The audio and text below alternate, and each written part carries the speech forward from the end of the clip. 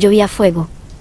Detrás de él, ejércitos de demonios en llamas perecían en eterna agonía. No estaba tranquilo, algo en su interior temía los acontecimientos por venir, casi con la misma intensidad que aquellos que acaban de ocurrir. Detrás de las nubes los cánticos de gloria se escuchaban lejanos, inalcanzables, demasiado etéreos. La sólida materia lo anclaba a la tierra como las pesadas cadenas a los galeones de antaño y su alma atrapada no podía liberarse de él. Un extraño estupor lo envolvía, como una bruma clandestina a los sentires humanos. No sabía qué era, ni de dónde venía, ni si debía reposar en ello o prepararse para una batalla aún mayor. Bajo sus pies el mundo vibraba con temblor de terremoto, pero no eran las entrañas de la tierra retorciéndose de dolor, sino un canto profundo de pérfida idolatría que parecía resonar en todas las cosas. La bestia esta herida trajo el viento hasta sus oídos en rumor de muchas voces de naciones disímiles. Hay fiesta en el cielo y terror en la tierra, pensó con satisfactorio beneplácito. Pero casi, al unísono sintió que no estaba todo dicho, que quedaban infortunios ignorados, agazapados tras los párpados de un cielo que cerraba sus ojos al mundo. Miró a su siniestra y vio a los hombres, a todos los hombres, desde Adán hasta el último niño nacido. Miró a su diestra y no vio nada, nada de nada, ni luz ni oscuridad, ni amor ni odio, ni hombres ni ángeles, y no entendió. Lentamente la incertidumbre comenzó a inundar su corazón y al llegar a su clímax, el temor incipiente que crecía en él, trocó rápidamente en terror. Después escuchó la voz de su hijo llamándolo, y despertó. Y tardó un momento demasiado largo en discernir si se había tratado de un sueño, o de un recuerdo.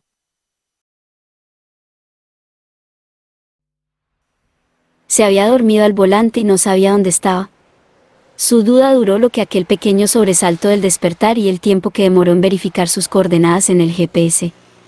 Lo bueno de los autos inteligentes era eso, jamás se perdían, nunca se despistaban, y podían continuar en el camino sin recibir indicaciones por horas.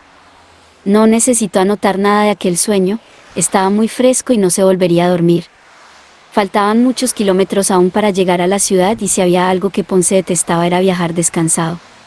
La monotonía del paisaje y lo innecesario de su intervención en la conducción le dejaba demasiado tiempo para pensar y su mente sistemáticamente caía en los mismos lugares. ¿Cómo nos equivocamos así? ¿Tan mal interpretamos las señales? No estaba claro que debíamos luchar. Cuando la Guerra Santa inició, los cristianos que no participaron en ella fueron despreciados por sus comunidades. El Papa en persona ordenó a los voluntarios como nuevos guerreros del templo, antes de la destrucción de la Ciudad del Vaticano. Todas las religiones cristianas se congregaron en unidad para enfrentar al enemigo, fueron a una guerra devastadora, hombres comunes, padres de familia, luchando contra demonios despiadados encarnados en hombres sin corazón. Y sin embargo solo quienes no pelearon fueron rescatados en el rapto de la Iglesia. La Gran Purga, como lo llamaron los hijos de perdición. Tal vez hubiera debido entregarse como la mayoría, confesar su fe públicamente y ser ejecutado por televisión. Ahora ya estaría en el reino al lado del Padre. Pero no. Él, en el fondo, no podía creer que debieran entregarse sin pelear por su Dios. Él, todavía hoy, después de tanto, no podía creer que Dios nunca los hubiera llamado a luchar por él y que lanzarse a tan cruenta batalla haya sido solo cosa de hombres. Él, aún necesitaba pensar que Dios los estaba usando para la victoria, e intentaba justificar todo aquello que le indicara lo contrario con la misma lógica argumental que usaron los apóstoles para digerir sus yerros, después del desconcierto abrumador de la partida del Cristo. No había lugar en su pensamiento para la sola contemplación del desprecio divino ante tales fervientes devotos. Dar la vida por Dios siempre había sido su ideal, y cuando finalmente llegó el momento, no podía ser que hubieran sido despreciados así. Abandonados en el mundo. Desamparados. Entregados a la tribulación. No. Algún plan superior tenía que haber. Una batalla final que haría un mandato oculto. Dios no podía retirarse sin luchar por los suyos entregándole el mundo a los hijos de perdición. Eso no podía ser así. Pasó por un control vehicular y dudó al notar que un oficial lo observaba fijamente en todo su recorrido, pero ni siquiera lo detuvieron. Todos se sentían muy seguros hoy en día. Pocos eran los crímenes, y casi nadie contravenía la ley. En cierto modo eso era una buena señal. Los autos son monitoreados en todo su recorrido por la autopista, y si no lo detuvieron era porque no pesaba sobre ningún pedido. Después de todo él lo había denunciado como robado en Nueva Macedonia, y si bien no le habían tomado la denuncia por esa cuestión del satélite, podían haberlo notificado por línea cuando volvió la luz, y ello obligarlo ahora a algún tipo de aclaración. Tal vez hubiera sido bueno para probar sus papeles antes de entrar a la ciudad, pero en realidad sus papeles no eran falsos, sino que él no era quien decía ser. Él, el real, era, a los ojos del nuevo orden mundial, un infiel, pero el nuevo orden consideraba que eran tan pocos los infieles que quedaban, y que estaban tan disgregados y tan lejos de las grandes urbes, que no tenían de qué preocuparse. Y eso facilitaba mucho sus planes. La ciudad de Sidón era una de las más grandes de todo el territorio intermedio. Hiperconectada merced a su comercio internacional y su composición multiétnica había prosperado rápidamente después de la Guerra Santa, convirtiéndose en cuna de emprendedores independientes y grandes multinacionales, los cuales, al amparo de las nuevas leyes comerciales, podían coexistir y prosperar en perfecta armonía. A primera vista podría parecer poco seguro para un infiel optar por habitar allí, pues, a pesar de todo, la población era estrechamente vigilada y la seguridad interior una cuestión de Estado, pero, por esto mismo, Ponce lo consideraba el lugar ideal. ¿Quién podría imaginar que un excomandante de la nueva Orden del Templo, con pedido de captura internacional, elegiría un lugar así para ocultarse? Además, después de la Gran Purga, las entregas en masa y las ejecuciones públicas, todos daban por hecho que los pocos infieles que quedaban solo estaban intentando sobrevivir sin ser capturados, realizando algún que otro acto de terrorismo aislado, pero bajo ningún punto de vista sospecharían de un reagrupamiento, un poder operativo, o una disponibilidad de recursos tal como para organizar un gran golpe como el que había planeado él. Por eso, una vez allí, alquiló un pequeño departamento en los suburbios, abrió en él una oficina de importación de materias primas para el agro como fachada, pues era muy sospechoso estar desocupado, e instaló todos los equipos para la triangulación de redes a fin de ser irrastreable. Este era el mejor momento del año para pasar desapercibido.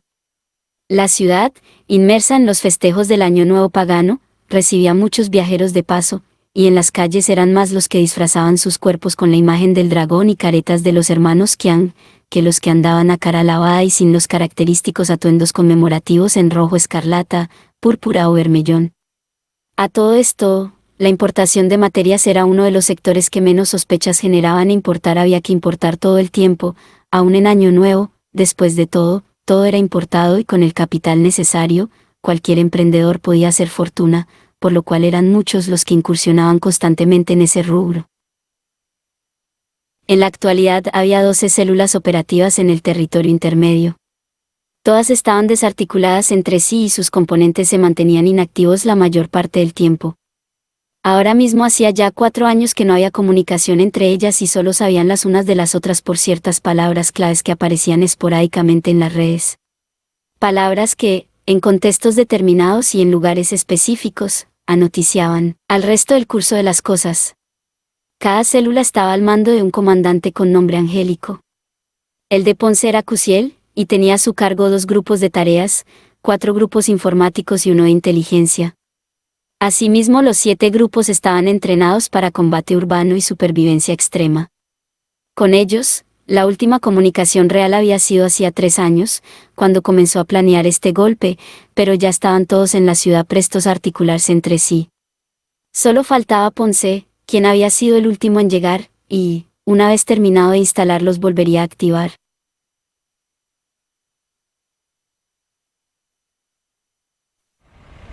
Se encontraba de rodillas a los pies de la cama abocado a sus oraciones matinales. En la ciudad era muy difícil concentrarse. Todo era bullicio y estridencias, y a todo ello estas malditas festividades que llenaban el espacio con las constantes detonaciones de los fuegos de artificio. Aún así, orar era lo único que no se negociaba en estos tiempos de tribulación. El día no comenzaba si no se realizaban las oraciones matinales, y no terminaban sin las nocturnas.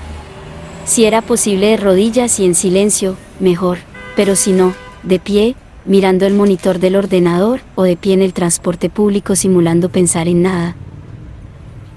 Terminó, Se santiguó 3 veces, y encendió su computadora. Después de las oraciones, la siguiente actividad obligatoria era revisar las actualizaciones de sus redes sociales, las cuales eran minuciosamente diseñadas por el grupo informático de su célula al mando del capitán Jofiel, el único grupo con el cual el contacto era relativamente frecuente, por razones de supervivencia. Una de las formas más sencillas de atrapar infieles era a través de las redes sociales. En la actualidad no era posible no estar en estas comunidades, relacionándose, incluso más que en la vida real. Por ello las redes eran constantemente intervenidas por la imagen y ante la mínima falta de actividad asomaba la sospecha. Obviamente ni Ponce, ni nadie en su posición tenían tiempo, ni vida social, para compartir experiencias y esto los delataba. Para evitarlo, los grupos informáticos se dedicaban a inventar de manera absolutamente convincente historias y relaciones, posteos y actividades que los cubrieran. Eso sí, Ponce debía revisarlos a diario para, ante cualquier eventualidad con la ley, tener un conocimiento real de la vida que supuestamente vivía. Hoy finalmente había llegado el día en que debía contactar con su célula completa, y ello, de por sí, no sería un trabajo fácil. Para hacerlo tendría que entrar en la Deep Web, y para poder acceder a ella necesitaba una clave que debía rastrear por distintos sitios. Así que, luego de estudiar sus redes entró en su correo y revisó el buzón de spam. Allí llegaban a diario cientos de publicidades y bots de los cuales uno, en el día de hoy, le daría una parte de una clave y el dato donde continuar buscando. Era un trabajo lento y tedioso, pero era la única manera de no ser rastreados. La web se encontraba completa y constantemente vigilada por la imagen, quien estaba en todos lados al mismo tiempo y era imposible de evitar, pero una vez en la Deep Web ya la cosa cambiaba. Este espacio se movía en una internet distinta, en un, podría decirse, accidente tecnológico emanado de las computadoras cuánticas en el cual, cuanto más se intentaba rastrear a un navegador más invisible se volvía, aun para la imagen, como una especie de principio de incertidumbre cibernético. Nada que intentara observarse se comportaba según la lógica del observador sin que pudiera, siquiera, intuirlo, y allí sí había absoluta libertad de información, obviamente si se lograba entrar. La clave que utilizaban para comunicarse era simple pero efectiva. 2501. Esos 4 dígitos de la fecha de nacimiento de Jesús se utilizaban como anagrama para formar una nueva fecha. El punto de partida para no equivocar la fecha concluyente estaba dado por una letra de la palabra Cristo. Esta letra, acordada en su última comunicación, establecía la pauta en la cual debían acomodarse los números. Una vez establecida la fecha, que era el día de hoy, se buscaba en el buzón de spam una publicidad que comenzara con la letra siguiente a la pautada para elaborar la fecha, en este caso la T, y se abría el archivo. Contando de izquierda a derecha los espacios para llegar a la T del nombre del producto publicitado se conseguía una nueva letra, a partir de la cual, contando hacia abajo la misma cantidad de espacios les daba una segunda letra. Esa nueva letra era el nombre de la siguiente publicidad que debían encontrar donde debían repetir el proceso hasta formar una clave alfanumérica de 10 caracteres. Y esta clave era el acceso a la Deep Web. La misión es simple. Matar a la bestia. Dijo Ponce, aquí reconocido como Cusiel, a sus subordinados una vez seguros en lo profundo de la Deep Web. ¿Cuál de las dos?, preguntó Sariel, capitán de uno de los grupos de tareas, luego que aquella revelación los hiciera trastabillar en un incómodo silencio a todos por igual. La del mar. Qiang Shua. Respondió él, sin ser ajeno a los resquemores que la misión les producía. Teniendo en cuenta la profecía, no podemos permitirnos fallar. Reflexionó Ariel, el capitán del otro grupo de tareas, luego de otra pausa incómoda. No fallaremos. Se apresuró a replicar Ponce casi como una arenga. ¿Cuál es el plan?, volvió a la palabra Sariel con la obediencia omisa del subordinado. La ceremonia de celebración del Año Nuevo Pagano. Tardó un momento en revelar sabiendo la resistencia que provocaría. La Cerem. Saltó, casi sin pensarlo, de la boca de Jofiel, y luego de interrumpirse, cambió la pregunta conservando en ella sus mismas dudas. ¿Cómo haríamos eso? No lo haríamos. Yo lo haré. Intentó Ponce por tranquilizarlos. Ustedes solo deben facilitarme las credenciales, el acceso y una pequeña distracción. ¿Credenciales en calidad de? Preguntó con idénticas reticencias Azrael, otro capitán de los grupos informáticos. Custodia personal. Eso es imposible. Nadie llega tan cerca y vive para contarlo. Volvió Sariel evidenciando cada vez más sus reticencias. No será necesario que lo cuente. El mundo lo verá en directo. Y todos, entendiendo cuanto acababa de decir aún sin querer hacerlo, volvieron a tensarse en el silencio. Entonces, ¿cuál es tu plan de escape? Pretendió Ariel con aquella pregunta negar o confirmar lo que ya era evidente. Dije que no será necesario que lo cuente. Y se encogió de hombros. No hay plan de escape. Si queremos tener éxito no puedo pretender salir bien librado. A ver, pensemos alternativas. Intentó Sariel. Con un rifle de precisión y bien posicionado, pero Ponce no lo dejó continuar. No. No podemos fallar, lo dijo Ariel. La profecía no nos permite arriesgarnos a fallar y a distancia y con un rifle son muchas las cosas que pueden salir mal. Tiene que ser el cañón en la sien y munición explosiva. Que no quede ni una maldita célula viva en su cerebro. Y otra terrible pausa se instaló entre ellos, en la cual, cada uno a su manera, intentaba buscar un argumento para persuadir a su comandante. ¿Por qué entonces no ir por Kiang Tudi? Propuso Aniel, otro de los capitanes de grupos informáticos, aun sabiendo que sería desestimado. Podemos usar un rifle y si fallamos no se cumple ninguna profecía. Primero porque un soldado de Cristo no planea un ataque para fallar. Negó con la convicción que solo la fe puede darle a los hombres. Y segundo porque matar a la segunda bestia no es relevante para el desarrollo de los acontecimientos. Comandante, intervino tímidamente Uriel, el más joven de los capitanes informáticos, con el desasosiego de las calamidades inevitables. Usted es consciente que cuando lo atrapen, porque lo van a atrapar, no van a matarlo rápidamente, ¿verdad? Sí. Lo sé. Tardó en replicar, no por no estar consciente de ese hecho, sino por lo mucho que le pesaba. Y que, aunque nosotros no participemos in situ, también seremos apresados. Completó Uriel. Si no estamos dispuestos al sacrificio, no podemos llamarnos cristianos. Sí, pero hay algo más grave aún. Intervino por primera vez Jeremiel, el capitán del grupo de inteligencia, luego de haber seguido todas las opiniones con mucha atención. Y es la posible funcionalidad de nuestra acción a los planes del anticristo. El riesgo de fallar en este plan nos haría los promotores del cumplimiento de una profecía que le daría un poder inconmensurable. Y eso sería mucho peor que cualquier otra cosa. La profecía en sí es palabra de nuestro Dios y es algo que sucederá más allá de nosotros o nuestras intenciones. Replicó rápidamente Ponce, quizá, y solo quizá, porque no había pensado en ello. En todo caso nuestra intención es matar a la bestia, no herirla de muerte. Y de esa forma debemos planearlo. Entonces, planearemos matarla, para no poder hacerlo. Intentó comprender Uriel.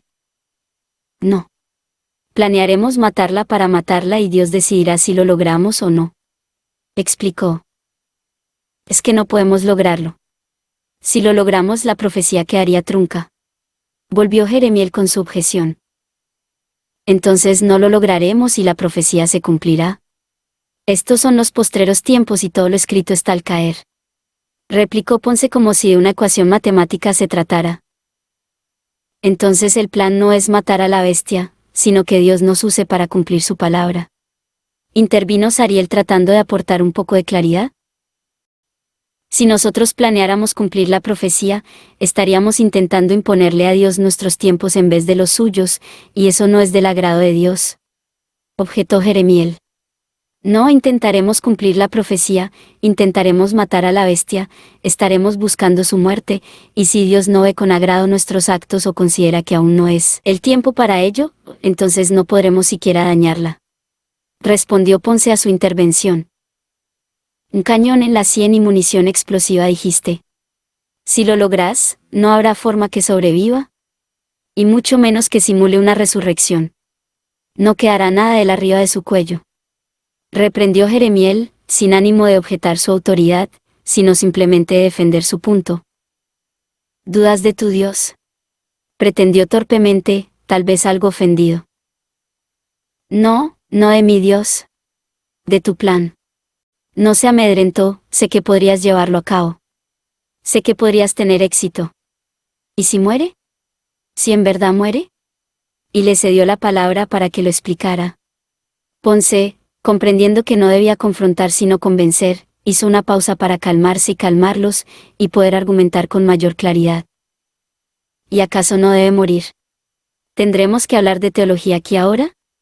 La profecía dice herida de muerte. No intento de magnicidio. Herida de muerte que será sanada. Yo intentaré matarlo y si lo logro, si realmente lo logro al punto tal que no pueda simular su resurrección, mi éxito no me hará dudar de mi Dios, sino de mi entendimiento al interpretar su palabra. Estamos solos en este valle de sombras. Los santos fueron rescatados. ¿Estamos en tribulación? ¿Es necesario recordar qué significa estar en tribulación? Preguntó esperando respuesta, pero nadie respondió por considerarlo innecesario. Somos grandes. Y no es un eufemismo. Uriel, sos el más joven y tenés 55 años. ¿Cuánto tenías en la Guerra Santa? 10. 11. Nuestro tiempo se acaba. No el nuestro propiamente, sino el de nuestro movimiento. Somos los últimos. No hay nuevos reclutas. Lo que no intentemos nosotros ya no lo intentará nadie más. Avanzamos a tientas. No sabemos qué hacer más allá de mantenernos fieles a nuestra fe. Me preguntan si estoy seguro de esta acción. Pues no. No lo estoy. No estoy seguro de hacerlo ni de no intentarlo. Solo estoy seguro de una cosa, y es que Dios está con nosotros para marcarnos el camino. Y miró directamente la imagen de Jeremiel en el monitor. Si seguimos su camino, entonces será como Él lo ha planeado, y si acaso nos hemos desviado en el afán de nuestra fe, entonces Él sabrá regresarnos a la senda correcta. Y si somos los últimos guerreros del Señor, será su voluntad, no la nuestra. Su capitán bajó la mirada en señal de respeto, aunque en verdad tampoco tenía nada para agregar. Este es el plan. Matar a la bestia. Actuaremos con la fe ciega de nuestras buenas intenciones y el Padre Celestial sabrá si seremos dignos de entrar en su casa o no. Lo que no podemos hacer es no hacer nada esperando que Él nos hable, porque, como ya sabemos, el tiempo de sus palabras ya pasó. Estamos en el lloro y el crujir de dientes. Es la hora de la confianza y la obediencia. Llevaremos adelante esta acción en nombre de nuestro Señor Jesucristo, nos encomendaremos al Espíritu Santo y se hará la voluntad de Dios, más allá de nuestros deseos o nuestras intenciones. En el nombre bendito de Cristo Jesús. Amén. Y todos respondieron amén, y continuaron ultimando los detalles.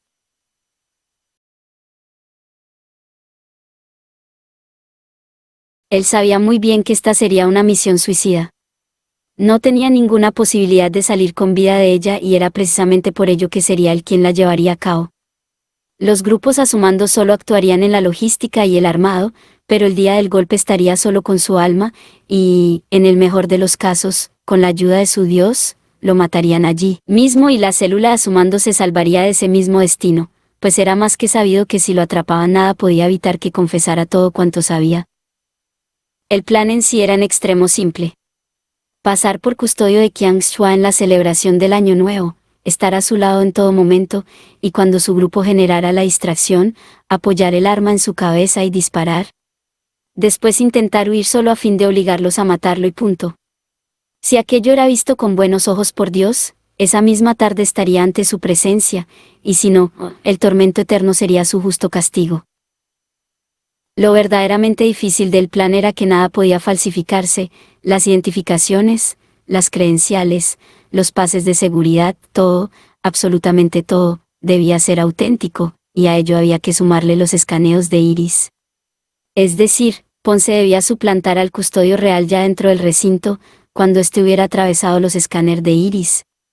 Y lo peor de todo, para él al menos, es que no sabría cómo lo harían hasta que llegara el día. Todo el armado estaba dividido en los distintos grupos que desarrollarían sus estrategias hasta confluir en el día del atentado, y Ponce solo iría de punto en punto confiando que todo estuviera listo cuando él llegara. En este momento solo sabía que su punto de partida era en un bar de la calle 38 esquina 76. Allí recibiría las armas si las necesitara, su primera identidad y hasta dónde debía desplazarse con ella para acceder a la segunda. En el segundo punto le harían su segunda identificación, nuevo armamento de ser necesario, y hasta dónde avanzar, y así sucesivamente hasta interceptar al custodio luego de los escáner. En teoría, cada identidad usurpada lo adentraría un paso más en los círculos de la seguridad de la bestia. Cuántas esferas debía atravesar y cuántas identidades tendría que plagiar, no lo sabía. Solo sabía que una vez que saliera de aquel bar ya solo podría seguir avanzando hasta matar o morir, o, eventualmente, ambas dos.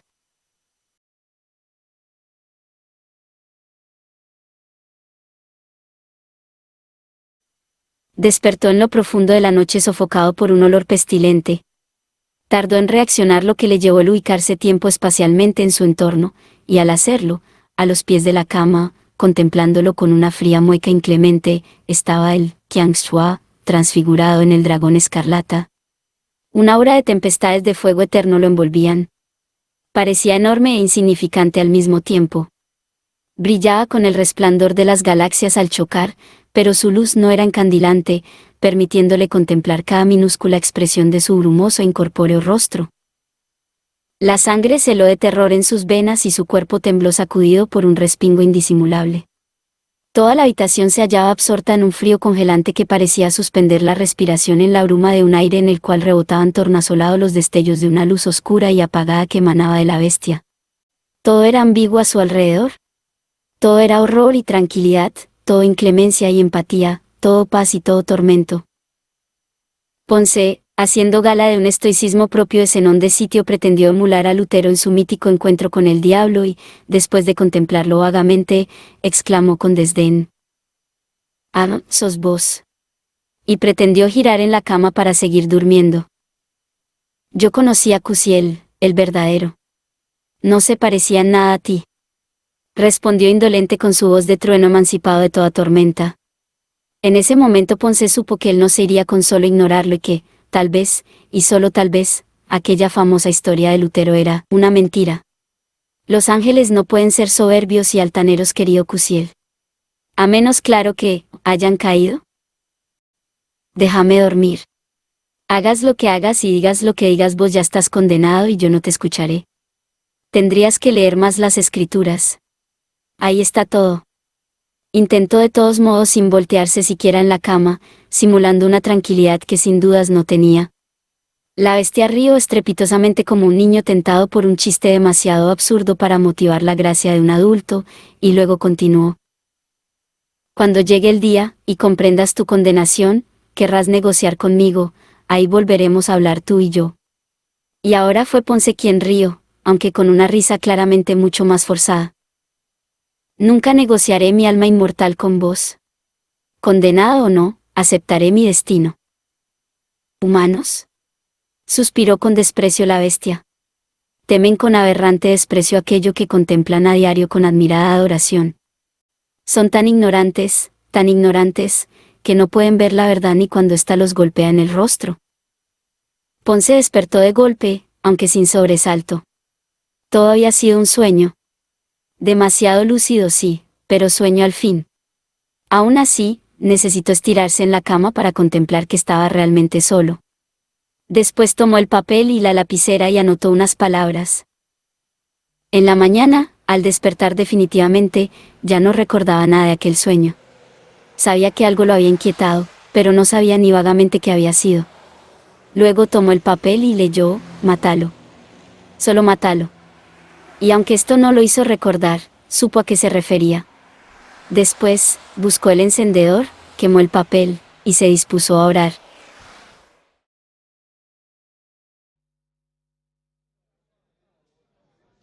La reconstrucción es un hecho, decía un hombre de negocios a otro, sentados detrás de Ponce en la mesa del bar en el cual almorzaba. Qiangxua ya dio el ok. ¿Va a ser un símbolo del triunfo y renacimiento de la humanidad? Intentaban infructíferamente mantener un tono bajo, como si estuvieran hablando en secreto, pero era tal la necesidad de grandeza de estos tipos, que constantemente precisaban alardear de sí mismos llevándolos a elevar la voz. «Pero esa tierra es radiactiva. No vale nada. ¿Cuánto tiempo va a haber que esperar para que sea habitable otra vez?», inquirió incrédulo el otro comensal. «Por eso hay que invertir ahora. Obviamente no estamos hablando de particulares, sino de corporaciones. Compras hoy que no vale nada y en 100 años. ¿100 años? Interrumpió casi interpretándolo como un chiste. Sí, claro, por eso te digo que es un negocio corporativo. Son hectáreas y hectáreas de terrenos. Bienes raíces a largo plazo. Demasiado largo plazo me parece. La inversión lo amerita. Si compras hoy, compras a valor de $1 la hectárea. ¿Entendés? $1 la hectárea. En 100 años, cuando empiecen los trabajos de reconstrucción, vendes a 10 millones. ¿Va a ser el símbolo del renacimiento de la humanidad? Van a construir una megalópolis. No va a haber ni un metro de tierra que no valga una fortuna. Su colega lo contempló con el pragmatismo propio de los hombres de negocios y lo pensó como si estuviera haciendo cuentas en el aire. Ok, pero yo, hoy, ¿cuánto gano con este negocio? Porque en 100 años, si la vacuna no funciona, voy a estar muerto y no me va a servir para nada. Concluyó abriendo la puerta de su posible entrada. Vos ganás, hoy, la comisión de venta, que es de un 10% del paquete, más el 0,5% de la inversión a futuro, dentro de 100 años. Es decir, dentro de 100 años, sea lo que sea que se haga con esos terrenos, vos, o en este caso tus herederos, empresa, familia o lo que vos dispongas, tienen, de piso, un 0,5% del valor de mercado asegurado. Estaban hablando de los dos testigos. Los dos países que en la Guerra Santa le habían hecho frente a las bestias y sus ejércitos y fueron aniquilados atómicamente en el Armagedón. Sí, como animales carroñeros, estos mercaderes impiadosos estaban quedando con los despojos de sus cadáveres. ¿Ya está confirmado esto? Porque para convencer a los inversionistas tengo que presentar algo más que palabras. En la gran celebración del Año Nuevo el mismísimo Qiang Shuo va a hacer el anuncio. Ya con ese solo hecho suponemos que el valor de entrada va a cotizar un 10% arriba. Así que si entras ahora y vendes después del anuncio ya tenés un Diego de ganancia asegurada. La sangre de Ponce hervía al escucharlos hablar con tal liviandad sobre una gesta que se llevó la vida de tantos santos. Hombres y mujeres buenos que dieron su vida por Dios y de los cuales no quedaron ni las cenizas para la sepultura. Qué bueno sería, pensó, matar a la bestia antes del anuncio. Así todos estos usureros de Wall Street sentirían un dolor similar al de los mártires al perder su tan amada inversión.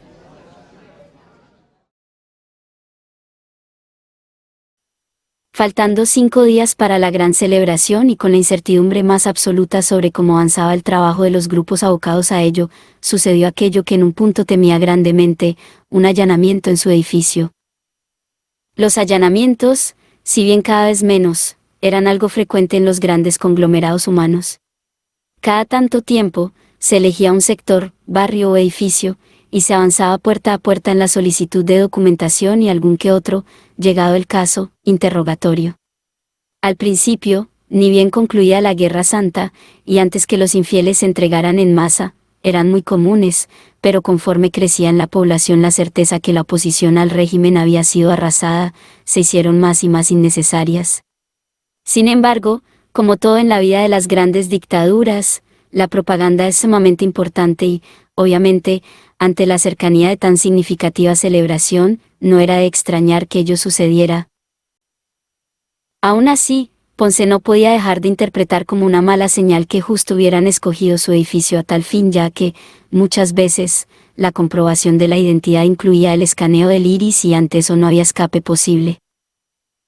Si bien, por vivir en el tercer piso, tuvo tiempo de preparar el escenario, cuando tocaron a su puerta su corazón pareció tropezar en un respingo que no pudo menos que hacerse evidente. Al abrir ya estaban todas las computadoras encendidas en pleno trabajo, la cafetera a medio llenar y la taza sobre su escritorio junto a una media luna de manteca mordida.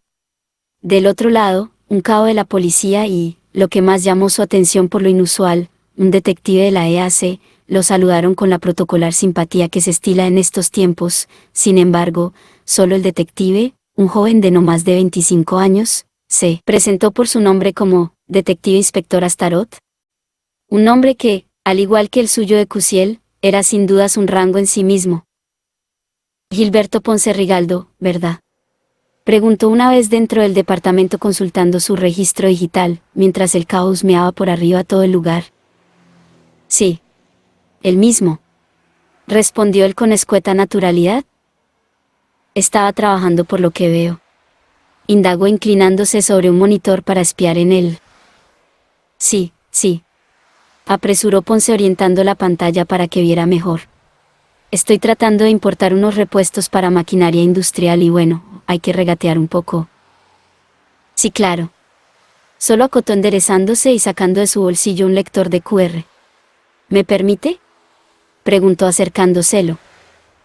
Sí. Respondió de inmediato extendiendo su palma para ser leída. ¿Qué clase de repuestos?, preguntó casual mientras corroboraba la lectura del láser. Son, específicamente, unos rodillos de banda para la máquina de fresado Virgen 3500. Ah. Solo rumió mientras terminaba de chequear la información en el lector. Y una vez hecho esto continuó casual. ¿Y qué función cumplen? ¿En la máquina?, preguntó, a lo que el detective respondió afirmativamente con un gesto. Ah, no tengo ni idea. Solo sé que el porcentaje de ganancia es del 3,5% y por eso nadie quiere importarlos, pero como se rompen y no hay, si logro ampliar un poco ese margen e importar un número considerable, me va a permitir hacer la diferencia para, ya sí, ir por algo más redituable. Ya veo. Aquí dice que es ingeniero civil. Es una profesión muy estimada para dejarla por importación de repuestos industriales.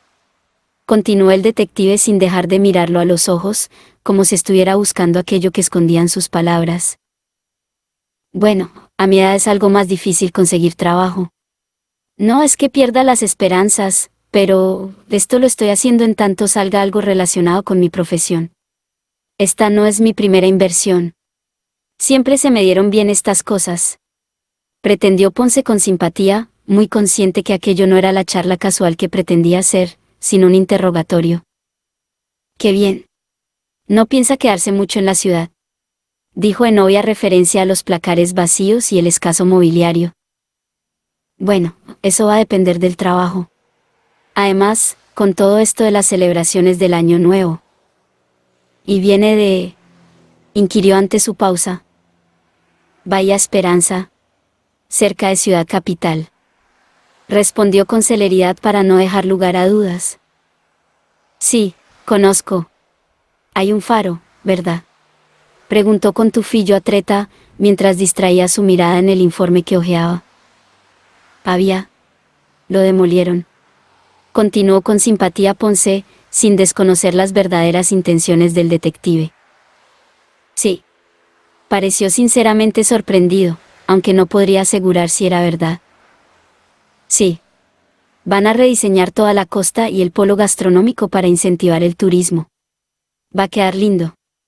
Ahí tiene B, yo postulé para el rediseño de los diques, pero no se dio. Acá dice que lo estaban esperando para un trabajo en el Cañadón del Rey y que nunca se presentó. Indagó sin reparar en él, como si acabara de enterarse allí de ese hecho. Sí. Respondió con celeridad Ponce para quitarle toda sospecha a la situación. Tuve un inconveniente en el camino y quedé varado. Me fue imposible llegar a tiempo. No pude ni avisar. Y ante la mirada inquisidora del detective, agregó: una pena. Ese sí era un trabajo muy bueno. Y en ese momento otro oficial, este de civil, se asomó al departamento. Detective Astaroth, acompáñeme por favor, exclamó sin mediar saludo ni presentación. El detective frunció su ceño con un rictus algo indefinido, pero visiblemente perturbado, y pretendió desestimar el llamado. Sin embargo el cabo, al verlo entrar, abandonó inmediatamente el departamento. Sí, ya estoy terminando, intentó con firmeza, sacando de su bolsillo un escáner para iris. Ponce debió hacer un esfuerzo sobrehumano para no delatar su condición. Pero el oficial, claramente un superior, insistió con un ímpetu que denotaba una orden directa. No. Ya mismo. Por un momento Ponce no supo entender qué sucedía y tuvo la sensación que aquel hombre no se iría sin escanearlo. Sin embargo, por alguna razón de seguro ajena a él mismo, el detective no pudo menos que acatar la orden y, tragando saliva con un dejo de rencor, o temor, o algo claramente perturbador pero indefinible, concluyó dirigiéndose a él y pretendiendo una simpatía francamente poco creíble. Estos días de celebración son una locura para nosotros. Y ante la sonrisa nerviosa de Ponce agregó, mirando el escáner que tenía en sus manos. ¿Le molestaría? Pero antes que Ponce pudiera responder, el oficial volvió a la carga. Detective. Es ahora mismo. Solo pretendía concluir con mi trabajo. Intentó Astaroth con un nerviosismo creciente. Su trabajo ya concluyó aquí. El detective solo pudo agachar la cabeza, morder en sus labios una réplica, y, con un extraño gesto de impávida sumisión, salir del departamento. Disculpe las molestias. Continúe con su trabajo, agregó el oficial antes de salir detrás de él, y Ponce quedó allí, de pie en medio de la habitación, sin terminar de entender qué había sucedido.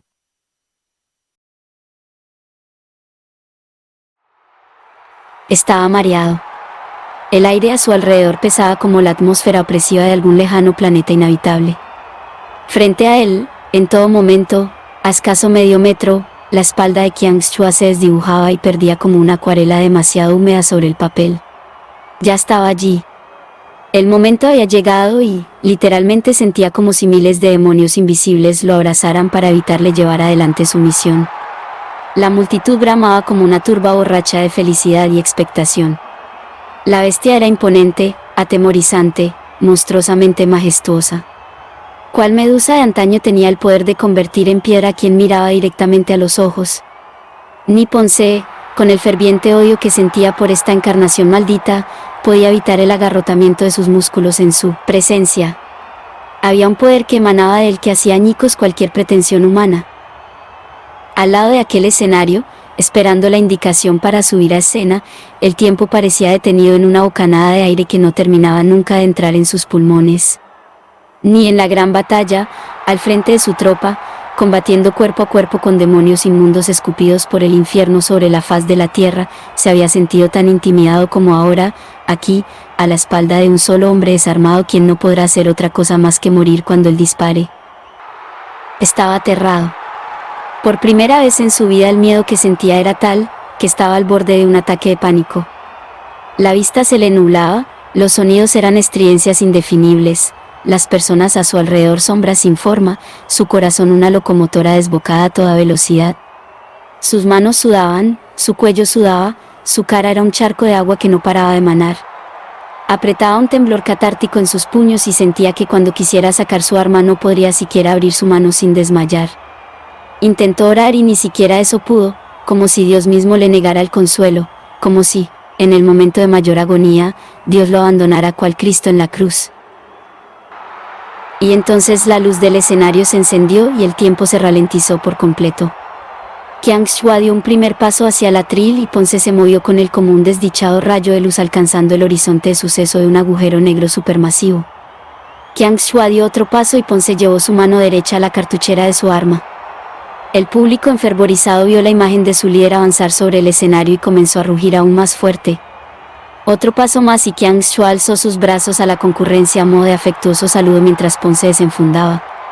Debía esperar la distracción organizada por su grupo, pero no pudo más que moverse presa de una extraña inercia. Y otro paso más de Qiang Shua y el cañón del arma apoyando en la base de su nuca.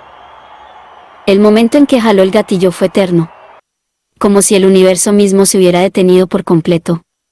Apenas un movimiento que duró más que toda la historia de la humanidad condensada en un instante. Como si pudieran contabilizarse las moléculas de materia desplazándose por el percutor hasta golpear el casquillo. Como si cada átomo se hiciera del otro para prolongar su cometido terreno. Como si aún los fotones de luz se hubieran paralizado como preludio antes del final. Después la detonación, la sangre, los gritos, y la oscuridad.